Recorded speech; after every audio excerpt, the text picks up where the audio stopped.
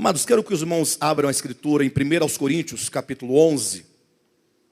Quero retomar aqui um pouco a leitura, que agora há pouco fora feita, de 1 Coríntios, capítulo 11. Quero ler também 1 Coríntios 11 e também Apocalipse, capítulo 22. Apocalipse, capítulo 22. Os irmãos podem abrir esses dois textos aí.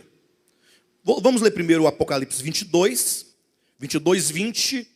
E então nós voltamos aqui para Coríntios. Apocalipse, capítulo 22. Capítulo 22, versículo 20.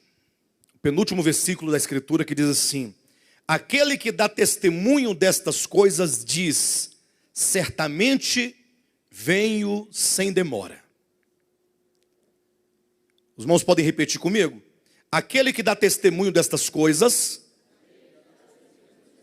diz: certamente venho sem demora. Que palavra abençoada, né? O próprio Senhor dizendo, suas últimas palavras na Escritura, dizendo: olha, certamente eu venho sem demora, eu voltarei sem demora. E qual que é a resposta que nós, enquanto igreja, que temos no coração essa esperança, qual é a resposta que nós damos ao Senhor diante desta sua declaração? Nós respondemos o finalzinho do versículo dizendo: amém. Diga amém. Vem, Senhor Jesus. Então eu vou falar aqui a palavra de Cristo e os irmãos respondem bem forte, tá bom? Aquele que dá testemunho dessas coisas diz: certamente venho sem demora. Amém. Aleluia, que maravilha.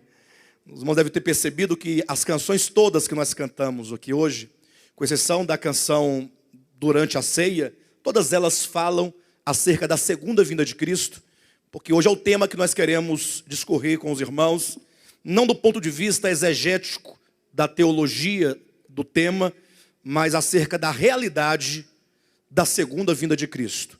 Ou quais as implicações que esta verdade profetizada tem em nossas vidas e de que maneira a segunda vinda de Cristo ela pode nos influenciar e influenciar de tal maneira a produzir mudanças profundas no nosso ser. Tá bom? Vamos ler também então 1 Coríntios, capítulo 11, versículo 26. Capítulo 11 de 1 Coríntios, versículo 26. O apóstolo Paulo diz: porque todas as vezes que comerdes este pão e beberdes o cálice, anunciais a morte do Senhor até que Ele venha. Esse texto, creio que nós estamos aqui usando por introdução dessa ministração, nos traz aqui três grandes verdades que nortearam a fé da igreja ao longo de toda a sua história. Mesmo nos tempos de trevas, houve sempre um remanescente que manteve essas verdades vivas no seu coração. De maneira que quando nós lemos, por exemplo, o livro de Atos dos Apóstolos, e mesmo as epístolas, porque são uma expressão documental do primeiro século, o que nos faz perceber, conhecer como era o coração, a esperança, a fé dos primeiros irmãos, da primeira igreja no tempo, a igreja primitiva, a igreja apostólica, a igreja inicial. Qual era, o que norteava a fé e o coração desses irmãos? E aqui nesse versículo nós temos três verdades que mostram isso, porque é dito: todas as vezes que comerdes este pão e beberdes este cálice, primeira verdade, anunciais a morte do Senhor. Então, o tema acerca da morte de Cristo, que é o tema da redenção, é algo crucial na fé evangélica, na fé cristã. Eu digo fé evangélica no mesmo sentido que se encontra em Filipenses capítulo 1, versículo 27. No sentido da fé do evangelho. Não é de um movimento evangélico, mas é a fé do evangelho. É a verdade que se encontra nas Escrituras, que teve a sua realidade na pessoa de Cristo.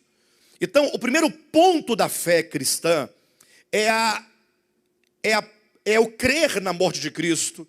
E como o Senhor sabe que nós, homens, Nós somos falhos, e cada um de nós aqui pode dar esse testemunho. Falho no sentido de que as coisas boas geralmente caem no esquecimento.